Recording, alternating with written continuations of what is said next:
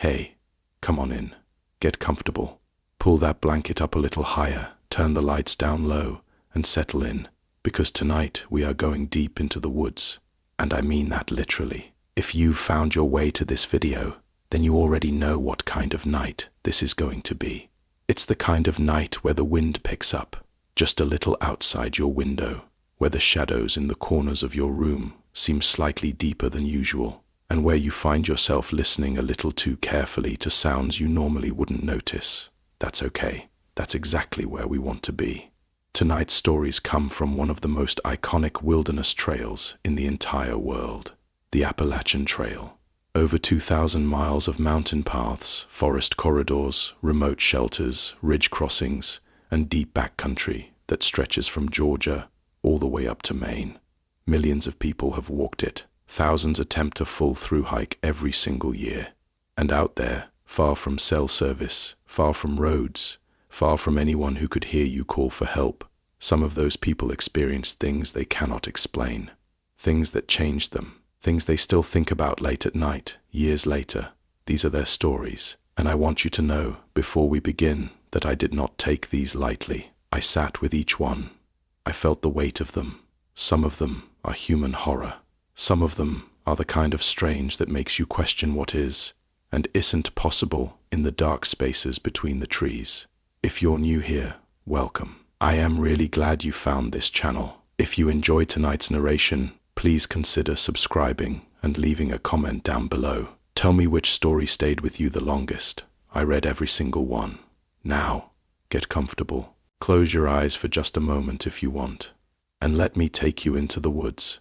The first time I ever set foot on the Appalachian Trail, I was 23 years old, fresh out of college, and convinced that a solo section hike through the Smoky Mountains was exactly what I needed to reset my head. ID just ended a long relationship.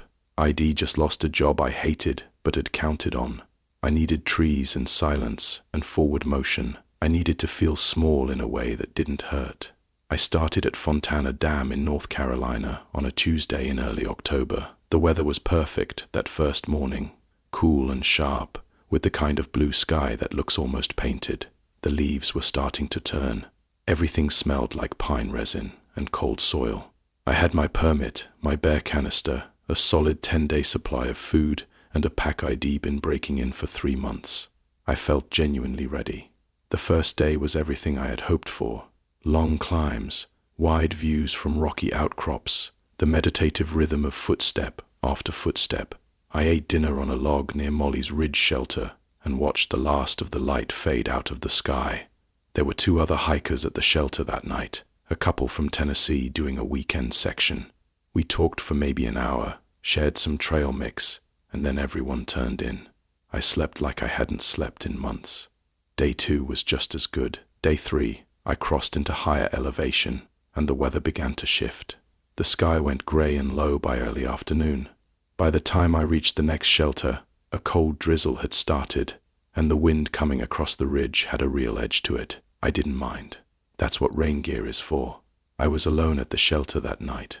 The couple had branched off the trail the day before, and I hadn't seen another hiker since mid-afternoon. The shelter was a 3-sided Adirondack-style structure, open on the front, with a wooden sleeping platform and a rusted metal roof that the rain ticked against in shifting rhythms. I cooked my dinner, hung my bear bag, and climbed into my sleeping bag with a headlamp and a paperback.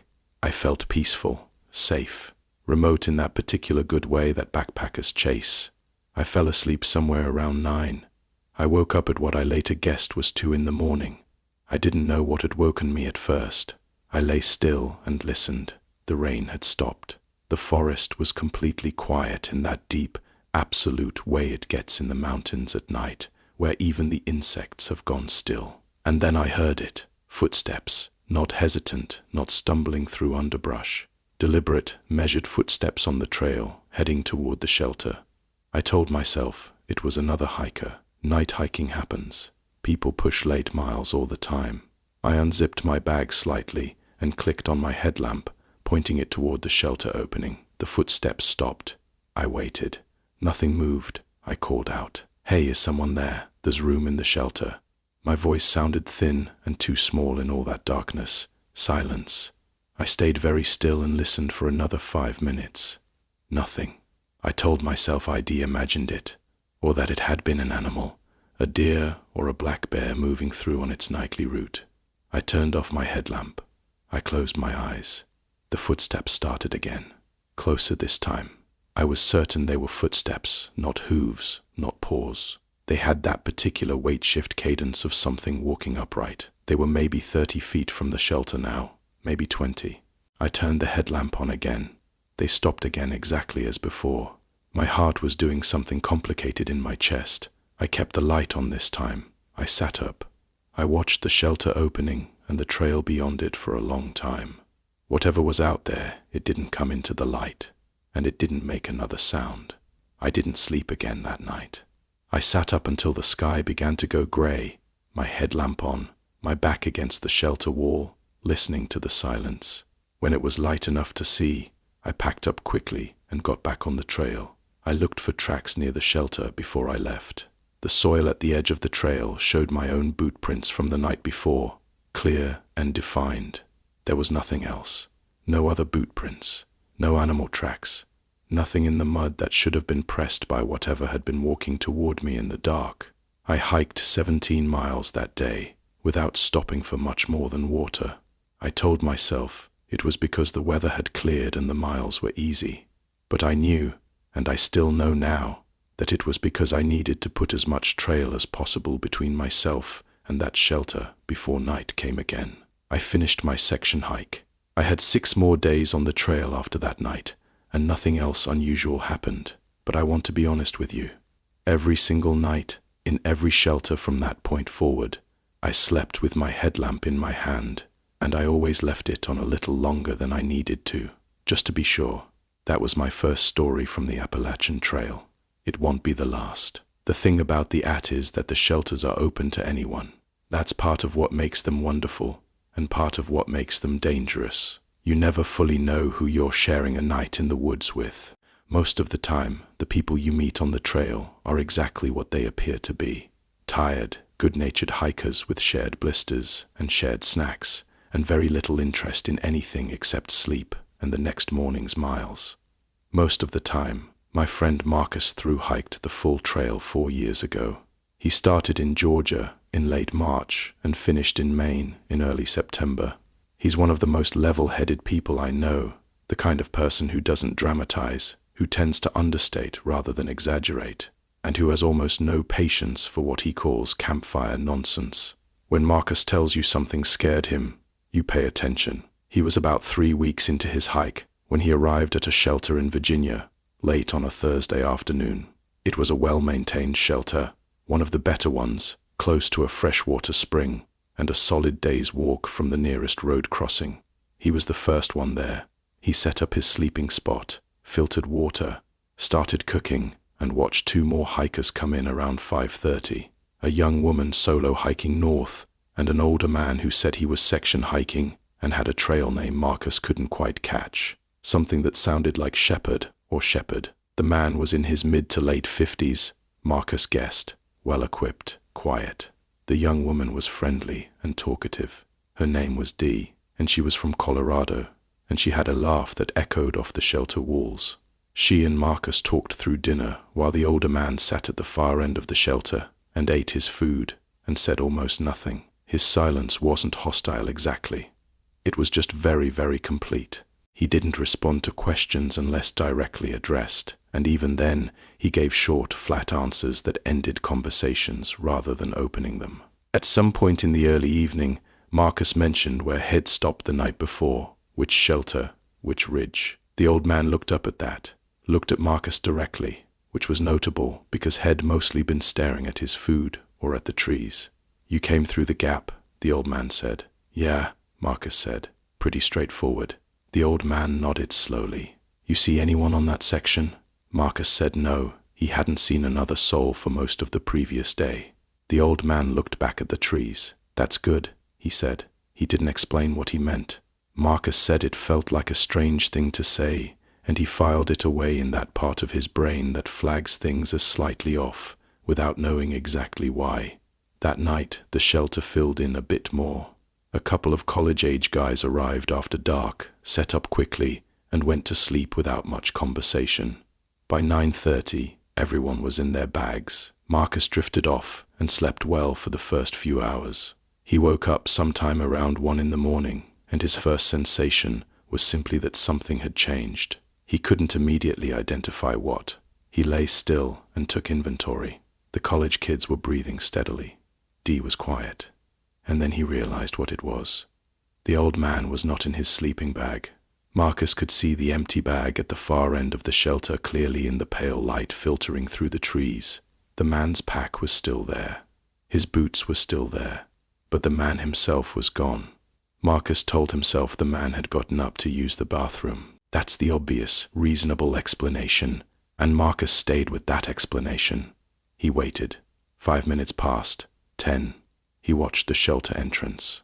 Nobody came back in. He sat up and reached for his headlamp and shone it out into the trees. Nothing moved. He waited another 10 minutes, and then he got up and walked the trail a short distance in each direction and saw no sign of the man. He checked near the spring. Empty. He stood in the cold night air for a while and listened and heard only the normal sounds of the woods. When he went back to the shelter, he checked the old man's gear more carefully, just looking. The sleeping bag, a pack, some food in a dry sack, standard kit, nothing obviously unusual. But tucked into the side of the open sleeping bag, visible when he shone his light across it, was a folded piece of paper. Marcus didn't touch it. He didn't feel right reading someone else's note. He went back to his sleeping spot and lay down and didn't sleep again. In the morning, the old man was back in his bag. His boots were back on his feet. He was asleep, or appeared to be asleep, and when everyone started stirring and packing up, he woke up and moved around and acted perfectly normal. He said good morning. He packed his bag. He drank from his water bottle. He left the shelter heading south before anyone else had finished eating breakfast. Marcus waited until he was well out of sight and then looked at the spot where the old man had slept. The folded piece of paper was still there, fallen into the shelter boards, as if it had slipped from the sleeping bag. Marcus picked it up. He's told me what was written on it, only once, in a tone of voice that let me know he wasn't going to discuss it further. It was a list of names. First names only, handwritten in very small, very neat printing. There were at least 20 of them, maybe more. Marcus didn't count exactly. He put it back down where he found it, walked out of the shelter, and hiked the fastest miles of his entire trail experience that day. He said he never saw the man again on the trail. He never found out who he was, or where he was from, or what the list meant. Some things on the trail, he told me, you don't follow up on. You just put miles between yourself and them, and you keep moving, and you try not to think too hard about what would have happened if you'd woken up a little earlier, or a little later, or not at all. There is a particular kind of loneliness that the trail creates. It builds slowly over days of hiking, and it feels different from the loneliness of cities, which is crowded and loud and full of sharp edges. Trail loneliness is wide and quiet. It makes you hungry for connection in a way that can lower your guard in ways you don't immediately notice. I think about that when I think about what happened to a woman I'll call Rachel, because she asked me not to use her real name. Rachel did a solo northbound through hike 6 years ago. She was 31, recently divorced, a school librarian, and by her own description not particularly outdoorsy, before she decided to hike the whole thing. She trained for almost a year. She started from Springer Mountain in late April, and by the time she'd made it into New England, she was a completely different person, physically and mentally. She was strong. She was trail smart. She had learned, over months of solo hiking, to trust her instincts. She was in Vermont when it happened. Vermont is a gorgeous, difficult stretch of trail, green and ancient and dense with forest.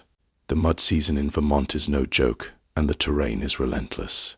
Rachel had been pushing hard that week, trying to make a particular town stop by a certain date to resupply.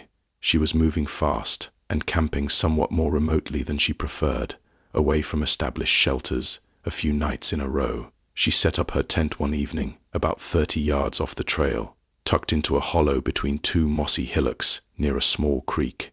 It was a beautiful spot, private and soft underfoot, and she felt good about it. She cooked dinner, cleaned up carefully, hung her food, and settled in as it began to get dark. She wrote in her journal for a while. She fell asleep. She woke up to her tent being touched, not the wind. She knew the wind by then. This was contact. A slow, deliberate pressure moving along the outside of her tent from near the door toward the back, like something or someone running a hand along the nylon. It moved at the pace of a slow walk. It stopped when it reached the far end of the tent, and then, after a pause that felt like it lasted forever, it started back the other direction. Rachel said she had never been so instantly, completely awake in her life. She was sitting up before she was fully conscious of deciding to. She had her hand on her knife. She had her headlamp in her other hand. She did not turn it on. She sat there in the dark inside her tent and felt her heart beat in her ears and her tongue and her fingertips all at once. The touch came again, the same direction. Slow, patient, like it was not in any hurry. She said what she was most afraid of, in that moment, was not the possibility of an animal. A bear investigating a tent has a different energy. Curious, sudden, sniffly. This was considered. This had a quality to it she could only describe when she told me, as intentional. She turned on her headlamp and pointed it at the tent wall nearest to her and shouted. She didn't say anything specific. She just shouted loud as she could, and unzipped her tent in one fast motion and shone the light out. Nothing was there. She swept the light in every direction. The hollow was empty. The creek ran softly 20 feet away. The mossy hillocks were dark shapes in her beam. She turned in every direction twice. Completely alone. She broke camp right then. 2 in the morning, alone in the Vermont woods. She packed her tent, and her sleeping bag, and her pad, and everything else, and she got back on the trail with her headlamp on, and she walked. She walked for 4 miles in the dark before she let herself stop and sit on a trail, blow down and breathe. She said she found boot prints in the soft mud near her tent site when she was packing up. Partial prints, hard to read, but human-shaped, not hers. Smaller than hers, or possibly a different tread entirely. She finished the trail. She made it to Katahdin and stood on the summit and cried, which she says had absolutely nothing to do with the tent incident and everything to do with what she'd proven to herself over 2,000 miles. But she told me that she still cannot sleep in a tent alone without checking the area for prints before she gets in, and she never camps more than 100 yards off trail anymore, even when the spots closer in are less beautiful. Some lessons, she said, cost more than they should. Not all of the stories from the Appalachian Trail involve shelters and tent sites. Some of them happen in broad daylight. Some of the worst ones happen in places where you'd expect to feel the safest, where there are other people nearby, where the sky is blue and the trail is well marked and everything looks completely fine until it doesn't. A man I know named Derek, a former park ranger who has spent more time on the AT than most people will in 3 lifetimes, told me about something he witnessed in the trail town of Damascus, Virginia. Damascus is a hiker's haven, a warm, welcoming little town that has made its peace with the AT community in the best possible way. There are hostiles, gear shops, restaurants, a little grocery. Hikers come off the trail feeling ragged and destroyed, and Damascus takes them in and feeds them and lets them sleep in actual beds. It is, by any measure, a safe and friendly place. Derek was managing a section of trail just north of Damascus one summer and would come into town for supplies every 10 days or so. He knew the town well. He knew the trail community that passed through. He knew the rhythms of it, who was usually around, what was normal. He was at a picnic table outside a hostel one afternoon in July when a man sat down across from him. The man introduced himself with a trail name Derek didn't recognize and said he was heading north, which was normal. He was maybe 40 years old, fit, unremarkable looking. They made small talk about mileage and weather and trail conditions. Standard hiker conversation. Nothing alarming. But Derek had a habit, developed over years of working outdoors with the public, of paying close attention to small behavioral details. And there were a few things about this man that he noticed and couldn't quite dismiss. The man's pack, for instance, looked like it had been purchased recently. The hip belt straps still had paper tags hanging from the adjustment buckles. His boots looked brand new, unscuffed, no trail dirt on the soles. His shirt was clean in a way that didn't match someone who'd been on trail for any significant time. These were not crimes. People start hikes every day. But the man had spoken about trail conditions north of town with a specificity and confidence that implied days of recent hiking, and the details didn't match. Derek let it go. He went inside the hostel. He came back out 20 minutes later, and the man was still at the picnic table. But now he was watching the trailhead at the end of the street, where hikers coming into Damascus would emerge from the woods. He was watching it the way you watch a door you are expecting someone to come through. A young woman came off the trail, pack heavy, visibly tired, the look of someone who'd been pushing miles for a while. She stopped to check her phone. The man stood up, picked up his pack and walked toward her. Derek watched him introduce himself, watched the woman smile, that trail community openness that hikers have for each other, watched the man fall in beside her as she walked toward town, talking, friendly, his hand making a gesture toward her pack as if offering to help. Derek crossed the street and walked after them.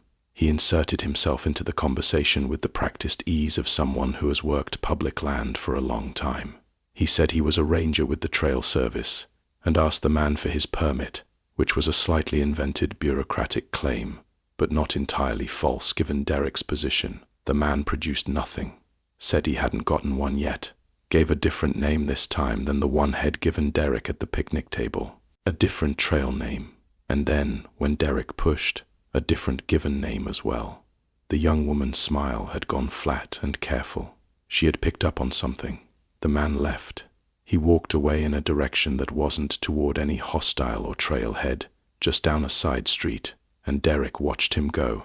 He stood with the woman for a few minutes and described what had observed. She was quiet for a moment, and then said she'd noticed the pack tags too, had noticed them, and thought it was odd, but told herself she was being unfair to someone just starting out.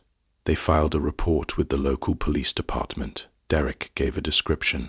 He never heard what came of it, if anything, but he told me that the incident, more than almost anything else had witnessed in years of trail work, stayed with him because of how smooth it had been, how perfectly calibrated to the trust and openness of the trail community, how someone had studied the culture of that world and learned to use it.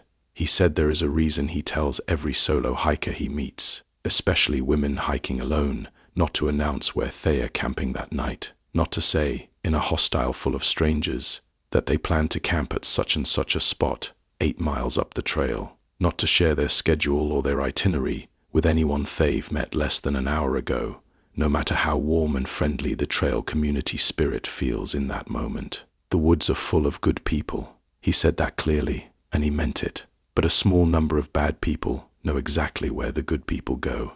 Before I tell you the next story, I want to take a moment and just breathe, because what I am about to describe is one that I've sat with for a long time, and it's one that I think matters not just because of what happened, but because of who it happened to. The person involved is someone I consider careful, someone who does not make things up, does not exaggerate, and has no reason to fabricate any of this. When they called me the night after they got off the trail, their voice was steady, but there was something underneath the steadiness, a thinness to it, like a surface that has been stretched further than it wanted to go. I want you to understand that before I continue. Her name is Sandra, and she had been hiking the trail for 12 years in various sections before she had the experience she described to me. 12 years of trail time. She knew the culture. She knew the rhythms. She knew the difference between a fellow hiker and someone who didn't belong in the backcountry. She was in her mid-40s and fit and fully at home in the woods in a way that comes only with accumulated time and miles. She was not someone who spooked easily. She was doing a 5-day section through central Virginia in early June. The weather was warm, and the trail was busy in the pleasant way that Virginia in summer tends to be. Day hikers in from nearby parks, weekenders with full packs, the occasional through hiker with that particular gaunt, bright-eyed look of someone who has walked themselves down to their most essential version. Sandra felt good. She felt like herself in the specific, grounded way the trail gave back to her. On her 3rd night, she camped at a shelter that had a water source nearby and a fire ring and the warm remnants of a good evening fire that someone had left banked and glowing. She was not the only person there. A young couple was at the far end of the shelter, already in their sleeping bags, speaking quietly. A man named Brett, who had a trail name she remembered as something about clouds, was sitting outside on a log eating a late dinner. She joined him briefly, ate her own food, and they talked in the easy way of trail people who have no agenda and no pretense. Brett went to bed around 9. Sandra stayed up a little later, writing in her journal in the light of her headlamp. She was the last one awake, and she was tired in that good trail-tired way, and she started to put her journal away and get ready for sleep. She looked up from her journal because something in the peripheral glow of her headlamp moved. There was a man at the edge of the tree line, at the far side of the small clearing the shelter sat in. He was standing perfectly still, and he was watching her. Her headlamp caught his face at an angle, and she could see the reflection of his eyes, the way you sometimes catch the eyeshine of animals. But this was a man, clearly a man, standing at the tree line in the dark without a headlamp, without any visible gear, watching her across the clearing. She said her first instinct was to call out, to do the trail community thing, to say, "Hey, come on in, there's room," but something stopped her. She could not have said exactly what, just a refusal. Her mouth did not form the words. She looked at him. He looked at her. This went on for what she thinks was 30 seconds, but felt much longer. Then, slowly and deliberately, the man took one step backward into the trees, and then another. And then he was gone, absorbed by the darkness of the forest, as completely as if he had been a shape. The shadows had formed, and then dissolved. Sandra sat very still for a long time. She was aware of how alone she was in the most immediate sense. The couple at the end of the shelter asleep, Brett asleep, everyone asleep, and a man who had been watching her from the trees was now somewhere in the darkness beyond the firelight. She did something methodical and intelligent that I think speaks to her character. She did not panic. She woke Brett up, quietly, with a hand on his shoulder and a low voice, and she told him what she'd seen and where. Brett was awake and alert within seconds, the way experienced outdoors people often are, 0 to functional without the fog that most of us move through in the middle of the night. He got up. He and Sandra both shone their lights at the tree line and walked the perimeter of the clearing together and found nothing. Nobody. The trees stood silent and close. Brett stayed up with her. They kept their lights on and kept their voices low and kept their backs to the shelter wall and watched the tree line until the sky started to lighten. The man did not come back, or if he did not come back into the light. In the morning they told the couple what had happened. The 4 of them hiked out together to the nearest road crossing, staying in a group, and when Sandra reached cell service, she called the non-emergency line for the local county sheriff's office and reported what she'd seen. The deputy who took the call was polite and asked good questions and took down her description and told her there had been other calls from that section of trail in the past 2 weeks. He didn't say what the calls were about. He said they were looking into it. Sandra finished her section hike. She went back later that same summer and completed the miles she'd originally planned. She said she needed to do that, needed to not let the incident take the trail away from her. But she told me that she never again sat up alone writing in her journal after everyone else in a shelter was asleep. She never again made herself the last lit presence in a dark clearing. The woods are full of good people, just like Derek the ranger said, but the dark at the edge of the clearing is not the woods. It belongs to whatever is willing to stand in it and watch, and you do not invite it in.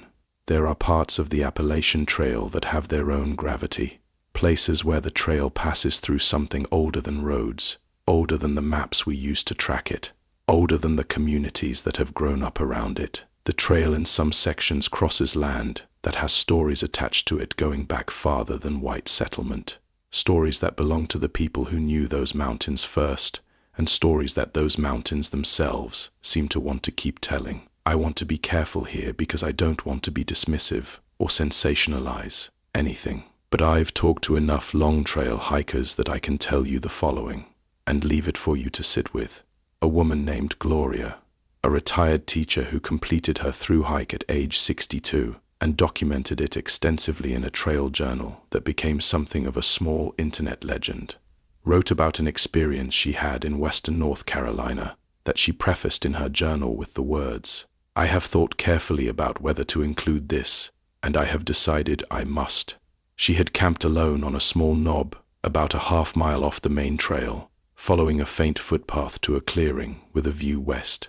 The sunset had been spectacular. She had eaten well and settled in and fallen asleep quickly. She woke at some point in the deep night to the sound of singing.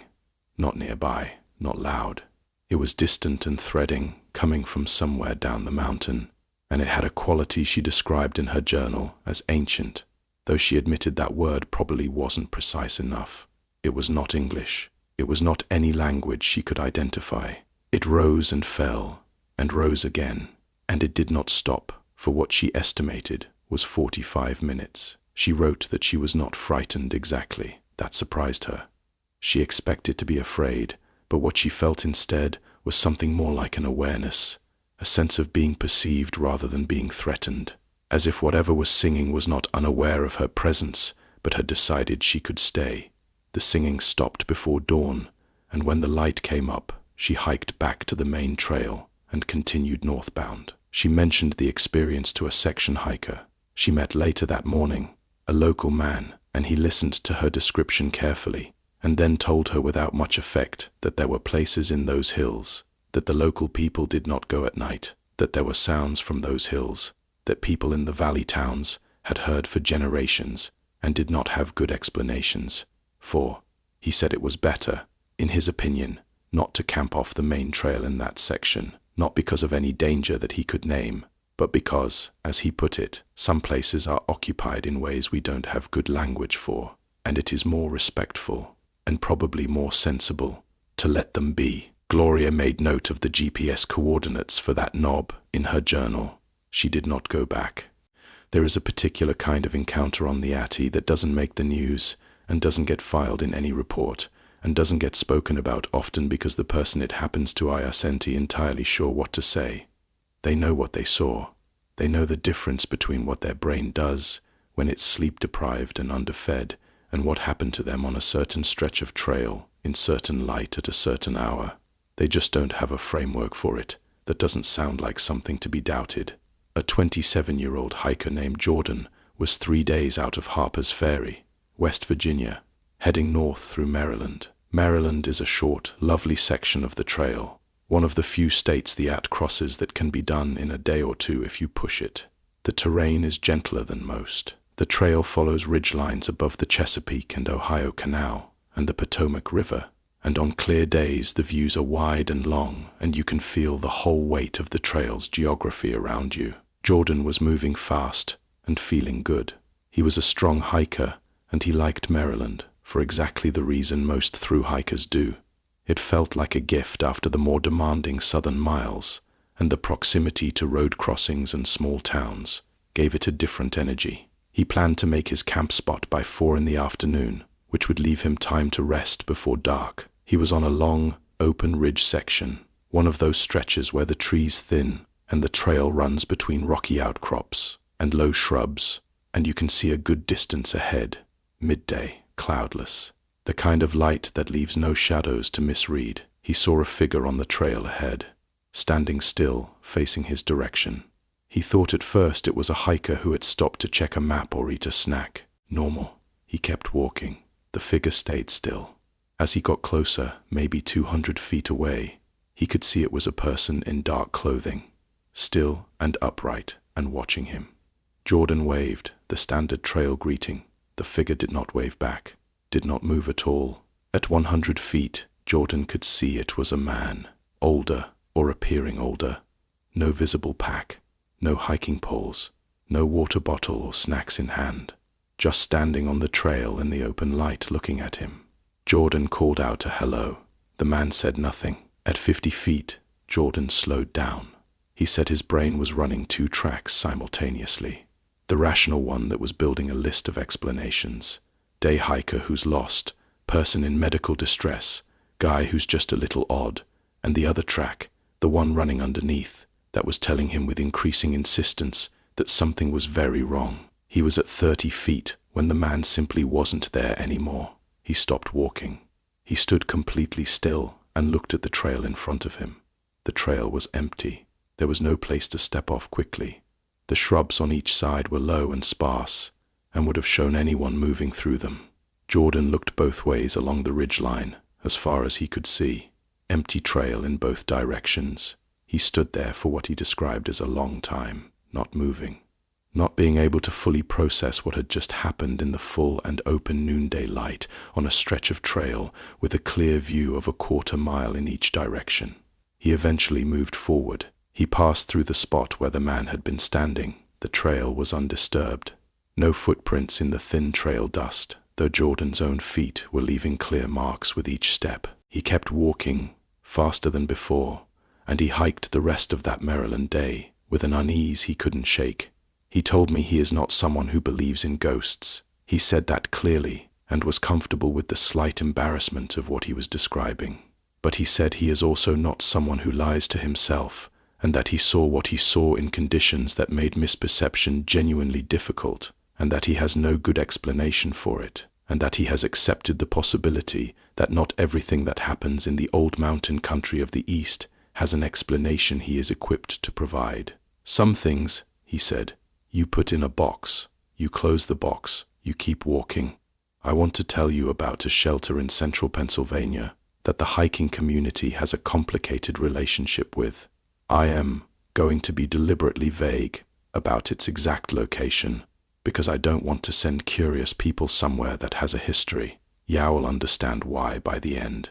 This shelter, which I'll call the stone shelter, because it is indeed one of the older, stone-built structures on the trail, sits at the bottom of a long slope in a hollow that collects fog on cool nights. It's close to water. It's structurally sound. On paper, it's a perfectly adequate place to camp, but it has a reputation. Hikers talk. On trail forums, at hostiles, in zero-day conversations at diner tables, the stone shelter comes up with a certain frequency and in a certain tone. Not everyone has had a bad experience there, but enough people have that its name carries a quiet weight. The most consistent reports involve the same basic experience: sounds in the night that cannot be attributed to animals. Not footsteps, which at least have a familiar shape. These sounds are described variously as a low rhythmic sound, like someone breathing very slowly and very loudly, or a dragging sound, something heavy being moved across the ground outside the shelter, or, most disturbingly, what several independent hikers have described as a voice, not speaking words but making sounds, a low, purposeless vocalization that goes on for a period and then stops. I talked to 4 hikers who had stayed at the stone shelter and had experiences that matched some version of these descriptions. None of them knew each other. None of them had read the same forum posts. 2 of them didn't know the shelter had any reputation at all before they stayed there. The one that unsettled me the most came from a retired Marine named Terence, who was doing a solo section hike and who described himself, accurately from the impression he gives, as someone with a very high tolerance for discomfort and a healthy disdain for what he called ghost story culture. Terence arrived at the stone shelter on a weeknight in September, alone, and set up without any particular feeling about the place. He ate, cleaned up, hung his food, did everything right. He got into his sleeping bag. He read for a while. He turned off his light at about 9:30 and fell asleep. He woke up at some point with a very specific sensation that he described as the sensation of being watched from directly above. He said the feeling was so physical and so precise that his first fully conscious thought was that he had somehow set up under a tree that had wildlife in it. He turned on his headlamp and looked up, the shelter ceiling, stone and old timber. Nothing on it. He kept the headlamp on and lay back and waited for the feeling to go. It didn't go. It persisted with a specificity that bothered him deeply. Not the vague unease of general discomfort, but the very precise and located feeling of eyes, from above and very close. He was aware that this made no structural sense, given what was above him. He was aware that his brain could generate this kind of sensation under certain conditions. He noted all of this, and the feeling did not go. He got up and moved his sleeping bag to the outside of the shelter. He slept on the ground in the open air, The feeling went away immediately and completely, and he slept until dawn. In the morning he walked the perimeter of the shelter. He was looking, he said, not for anything in particular, just looking the way you do when you want to feel like you did your due diligence. He found, in the leaf litter against the back wall of the shelter, a small accumulation of objects, rusted metal things, small bones, what appeared to be pieces of old leather. Not a recent collection, not staged, just there, packed against the base of the stone wall, as if deposited over time by different hands, in different seasons, across what could have been years or decades. He photographed them and continued his hike, and when he got back to town, he showed the photos to a woman at a local gear shop who had lived in that county her whole life. She looked at the photos for a while, and then looked at him and said, "I wouldn't sleep in that shelter again." He asked her why. She said people had been leaving things there for a long time. She didn't say what people. She didn't say what for. He didn't ask a third question. The trail crosses into New Hampshire and the air changes. Everything gets harder and more beautiful and more severe at the same time. The White Mountains are not gentle. They are among the most technically demanding terrain in the northeastern United States, with weather that can shift from clear to life-threatening in under an hour, and a trail that doesn't apologize for what it asks of you. A trail runner named Allison was attempting a supported speed record on a White Mountains section traverse when she had the experience she told me about. Trail running in that terrain requires absolute focus. You are moving fast over technical ground, and there is no room in your brain for distraction. Allison is experienced. She's been running mountain terrain for over a decade. She is not given to distraction. She was ascending a long rocky pitch in the early evening, pushing hard, headlamp on, as the light was fading. Her crew was waiting at the next road crossing, a few miles ahead. She was alone on the trail, which is standard for this kind of effort. She had her GPS tracker. She had her phone. She was covered. Halfway up the pitch, she stopped running. She didn't decide to stop. Her legs just stopped. She said afterward that it felt involuntary in a way she'd never experienced. Not a cramp, not a stumble, but her body making a decision before her mind caught up with it. She was standing on the trail breathing hard and looking around and not understanding why she'd stopped. Then she heard it. Ahead and above, somewhere in the rocks, a sound she could not place. She ran through the inventory. Wind across the rock face, water in a crack, an animal. None of these matched. The sound was rhythmic. It had an interval, and it was getting closer. She moved off the trail and crouched behind a large boulder without making any kind of conscious decision to do so. Her body was significantly ahead of her thinking at this point, and she noted that with one part of her mind, while the rest of her was trying to slow her breathing. Something came down the trail. She couldn't see it clearly in the fading light and the headlamp angle. It was moving fast, faster than a person hiking should move on that terrain, with a stride length that seemed wrong, too long, too even, without the micro-adjustments that human feet make on rocky ground. It passed her within 15 feet. She pressed herself against the boulder and held absolutely still, and it passed without slowing or acknowledging her presence. She waited a long time after it had gone. Then she ran the rest of the ascent faster than she'd run any previous stretch that day. When she reached her crew at the road crossing and described what she'd heard and seen, one of her crew members, a woman who had grown up in that particular range, was quiet for a moment. Then she said some people in the valley had a name for what moved fast through the rocks in the White Mountains at dusk. She didn't say the name. She said you didn't, generally, if you could help it. Allison finished her traverse. She set a time that she was proud of. She said she thinks about the boulder on that pitch sometimes, when she's training in the dark and hears something move in the trees at a pace that doesn't match what should be there. She said her body still knows, before the rest of her does, when something isn't right. I've been collecting these stories for a long time. Some of them come from friends. Some come from strangers who found my contact and wrote in, because they needed, I think, to tell someone who wouldn't immediately dismiss what they were saying.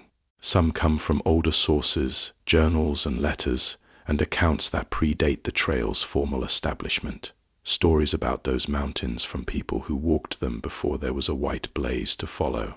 And the longer I've collected them, the more I've noticed something. A pattern not in the events themselves, but in what the people who experienced them describe feeling afterward. Almost everyone I've spoken to uses some version of the same language. They say the experience changed the way they walk in those mountains.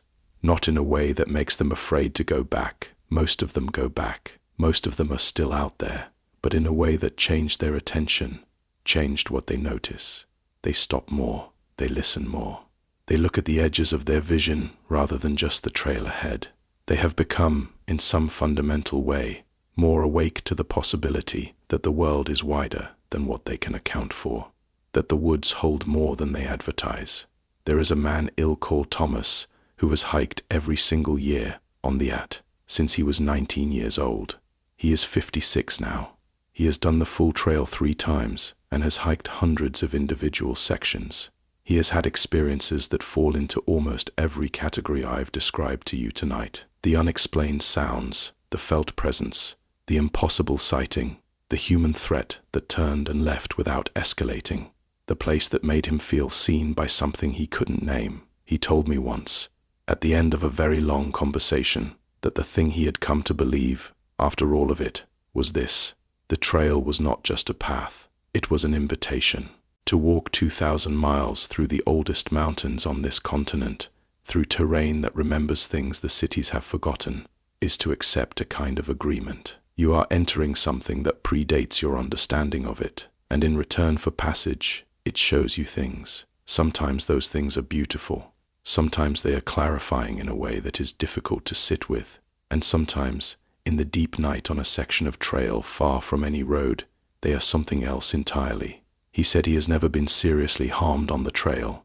He said he has never, in nearly 4 decades, met anything out there that wanted to hurt him. But he said that what the trail had done, over all those years and all those miles, was strip him of the comfortable certainty that he understood the shape of the world, and he was grateful for it, even the frightening parts, even the parts that woke him up at 2 in the morning in a cold shelter with his headlamp in his hand and his heart in his throat. He said if you listen to the trail long enough, it stops feeling like wilderness and starts feeling like something much older than that. Not safer, not more familiar, but more honest. There is one more story I want to tell you before we reach the end of the night. I've saved it for last deliberately, not because it is the most frightening, though it may be, but because it is the most recent, and because the person it happened to is still trying to make sense of it, and because I think it captures something about the trail that the other stories circle around without quite landing on. His name is Paul. He's 29 years old, a software engineer from Philadelphia, and he started his through-hike attempt in Georgia 14 months ago. He made it as far as the Mahoosucs in Maine, one of the most notorious and demanding sections of the entire trail, before he got off due to a knee issue that genuinely needed rest. He plans to go back and finish. He is not someone who gives up. The Mahoosucs are brutal. The Mahoosuc Notch in particular, a 1-mile stretch that guides routinely describe as the hardest mile on the entire 2,000-plus mile trail, is a boulder scramble through a slot canyon full of massive fallen rock that you must climb over and under and through in ways that test every physical and mental resource you have. Through hikers who have crossed deserts and climbed mountains in other ranges talk about the Notch with a specific and genuine respect. Paul entered the Notch in the early afternoon on a clear August day with a good weather window and what he thought was plenty of daylight. He is a methodical person, and he had read everything there was to read about the Notch. He knew it would be slow. He moved carefully, picking his lines through the boulders, stopping when he needed to think through a passage before committing to it. He was about a third of the way through when he realized he was not alone. Not in the dangerous sense, at first. He could hear another hiker somewhere behind him in the rocks, the sound of gear scraping on stone, the grunt of someone hauling themselves over an obstacle. He was glad for it, actually. The Notch is one of those places where the company of another person, even a stranger, has a particular comfort. He moved on. The sounds behind him continued, but after a while he noticed something. The sounds were neither getting closer nor falling further behind. Whatever pace Paul set, the sounds maintained the same distance. When he sped up, the sounds sped up. When he slowed to work out a difficult passage, the sound slowed too, as if waiting for him to solve it before solving it themselves. He called back, "Hey, how you doing back there?" His voice bounced strangely off the boulders. Silence. He called again. Nothing. The next time he moved, the sound started up again. Same distance, same pace, same quality of careful, deliberate movement. Paul is not a person who frightens easily, which he told me directly, and I believe. But he said that the quality of that attention, the precision of it, the way whatever was behind him, calibrated itself to him specifically and maintained exactly the right distance, felt purposeful in a way that made the hair on his arms stand up inside his sleeves. He began to move as fast as he safely could through the remaining boulder passages. The sounds behind him moved faster too, not gaining, not losing, just following. He came out of the notch into the open and stopped and turned around and watched the entrance. He stood there for 10 minutes. Nobody came out. No hiker emerged from the boulders. No animal emerged. The entrance to the notch was dark and quiet and still, and whatever had been tracking his pace through that one difficult mile had not, apparently, followed him out of it. 2 other hikers came out of the notch 35 minutes after Paul, a pair hiking together who said they'd been the last people to enter it. They had not seen or heard anyone between Paul and themselves in the entire length of the passage. They were certain of this because they'd been listening carefully, for their own safety, the whole way through. Paul sat with them on a boulder in the afternoon sun for a while and didn't tell them what had heard. He filed it and put it away. He kept hiking and reached his planned shelter and ate his dinner and went to sleep and, by his account, slept fine. But he told me, more than a year later, that what bothered him most in retrospect was not the sounds themselves, but the precision of the interval, the consistent, maintained distance, because the notch is an irregular maze of boulders and passages, and moving through it at any given pace requires constant micro-decisions about route and footing. To mirror someone else's pace through it, you would have to be watching them. You would have to be able to see them and respond to their choices in something close to real time. He said he doesn't know what was in there with him. He said he probably never will, but he said that whatever it was paying very close attention. And he said that is the thing, more than anything else he experienced on the trail in all those months, that he cannot put down. And so now we come near the end. I want to stay here with you for a little while before we let the night close in completely, because I don't think good horror narration should end with a jump and a release. I think the best ones end with something that sits with you, something that follows you a little way into sleep. The Appalachian Trail will still be there tomorrow, and next year, and the year after that. The white blazes will still be painted on the trees. The shelters will still be standing in their hollows and on their ridgelines and in their fogs. The trail registers will still have their pencils on strings and their notebooks full of dates and names and brief journal entries from people passing through. People will still wake up at 3 in the morning in those shelters and listen to the forest and feel small and alone and enormous all at once. Some of them will have a perfectly safe and extraordinary time and will return home changed in only the best ways. They will be stronger and quieter and more capable than they were when they started, and they will carry the trail with them the way you carry any deeply formative experience, not always consciously but present, embedded in the way they move through the world. And some of them, a smaller number, will come back with something else, a story they are not quite sure how to tell, a memory that sits in a particular place in their chest that is not exactly fear and is not exactly wonder, but is something that partakes of both. A night they replay sometimes, not obsessively, just occasionally, in the way you replay anything that changed the shape of your interior geography. The woman who heard footsteps stop when she turned on her light, the man who found the list of names, the hiker who touched a tent wall from the outside in a Vermont hollow, the retired Marine who moved his sleeping bag into the open air and slept perfectly soundly, the trail runner who pressed herself against a boulder and held her breath while something passed in the fading light. All of them came home. All of them are living full lives. All of them, if you asked them, would say the trail gave them more than it took. But they would also say, if you kept asking, that there are things on those 2,000 miles that they do not have good words for. that the old mountains keep their own counsel, that the dark between the trees on certain nights is darker than it has any right to be, that there are sounds the wilderness makes that are not the wind, and not the animals, and not the other hikers, and that you learn, out there, to listen for them not because you can do anything about them, but because it seems important, in some way you cannot fully articulate, to pay your respects to whatever is making them. The trail is long and old, and it holds more than hikers. That has always been true. The people who knew these mountains before there was a marked trail knew it. The first generation of through hikers felt it, and every person who has spent enough nights in a shelter in the deep country has, at one time or another, in one form or another, felt the specific, inarguable sensation of something very old looking back at them through the dark. And here is what I've come to believe, after all the stories I've heard, and all the nights I've spent thinking about them. The woods do not mean us harm, but they do not defer to us either. We are not the oldest things in those mountains. We are not even close. And the trail, for all its blazes and registers and well-maintained infrastructure, is still a path through something that was here long before us, and will be here long after. And it knows, in whatever way such things are known, that we are passing through. Get some sleep tonight. Keep the light on if you need to. And if you ever walk that trail, and I hope you do, walk it with your whole attention. Look at the edges of your vision.